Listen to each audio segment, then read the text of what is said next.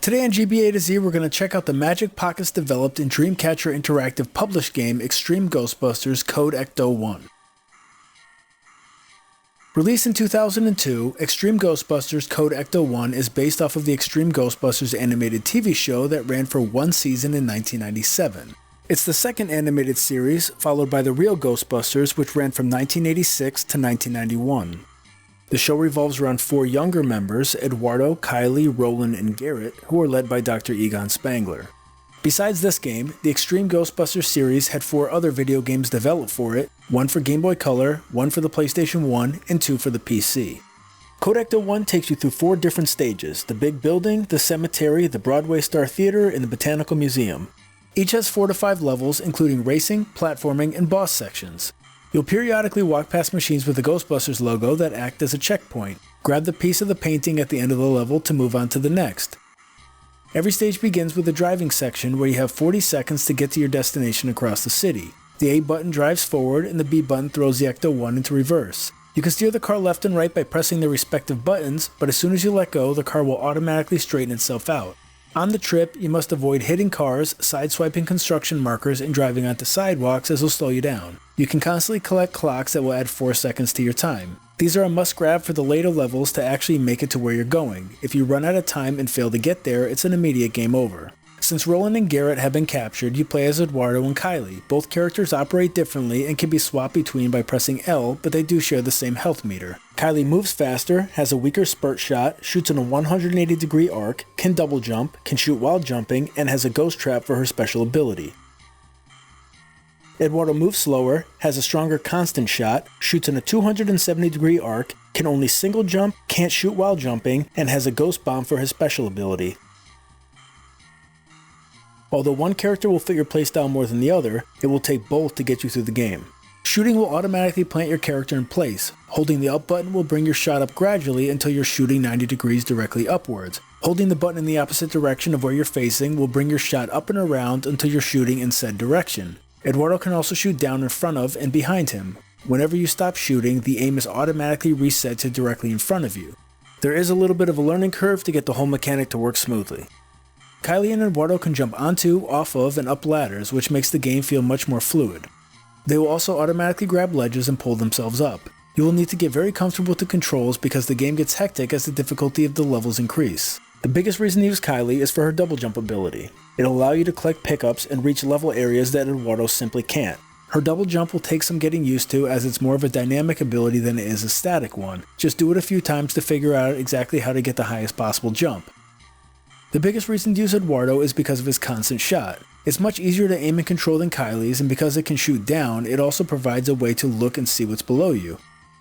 You're going to need to use Eduardo's ghost bombs to get past slimed areas that can't be walked through. Besides the slimed areas, there are many concealed sections to find. They are marked by holes in walls and broken grate covers. Just crouch in front of them to enter. There are also secret areas located behind fake walls. Jump through them to find a hidden room. Pressing the up button was not designed to ever allow you to enter even full-size doorways. No matter which type of entrance you plan to go through, you're going to have to crouch to do it. As you make your way through the levels, you'll find stars to collect for points as well as an array of pickups. They include extra lives, additional health, more ghost traps and ghost bombs, and weapon upgrades. Collect 4 of the latter to increase your weapon's power to a maximum level of 4. One big component of the later levels is finding and turning on switches. They open doors, remove walls, and make bridges appear somewhere in the level. You need to be searching every possible corner to find them, and sometimes you'll have to backtrack to discover the newly revealed areas. Once taken out, the enemies do not respawn, which is a blessing for any purposeful or accidental backtracking. If you die and still have spare lives, all the switches that are currently in the on position will stay in that position. There are only 3 end-level bosses in Extreme Ghostbusters, despite there being 4 stages. The big building has Akira, the Broadway Star Theater has the Clown Juggler, and the Botanical Museum has Count Mercarior. None of them are particularly difficult once you learn their attack pattern and understand where to shoot and when to dodge. After a couple attempts, you'll be going through them taking minimal or no damage at all. I personally love the designs of the characters, environments, and enemies of Code Ecto-1, and the animations overall are quite smooth. The show and game do a good job of making this era of the Ghostbusters stand out and feel different from past and future generations. The colors are loud with bright greens, blues, and reds. The art direction here is very cartoony to match the show. It immediately reminds me of Alienator's Evolution Continues, a game I discussed in a previous video. I had to double check if they were made by the same developers, but they aren't. Do I like this game? I do. Do I love it? This is another one that I'm very close to saying yes to.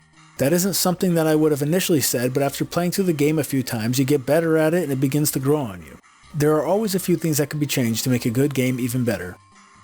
Switching between the characters doesn't always work instantly. Sometimes Kylie's speed or Eduardo's power are essential to your survival and you just can't get them to swap. If you change your character on a ladder, you immediately fall off of it. Holding up will stop the fall, but I can't think of a reason as to why this was left in the final game. It would speed things up if the characters could shoot in front of them and at a 45-degree angle while moving, reassign the special ability to L and R simultaneously, and use R by itself to plant the character and shoot in all directions. Also, it'd be nice to be able to shoot while crouching. Some background objects like desks can actually interfere with the foreground and get in the way of your beam. The cemetery doesn't have an end boss. It's what ties the stage together. Without one, the game starts to drag. If you are not far enough away from Eduardo's ghost bomb explosion, you'll get hit. That makes sense, but the aftershock can also hit you if you're too close. The initial blast should be able to do damage to you, but everything else should have just been an animation.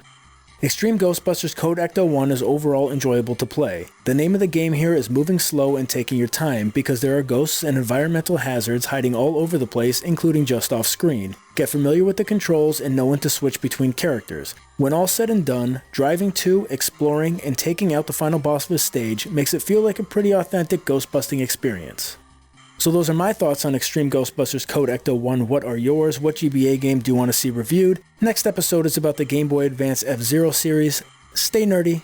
I'm out. Getting your nerd on, getting your nerd on, getting your nerd on. I got a raging nerd on.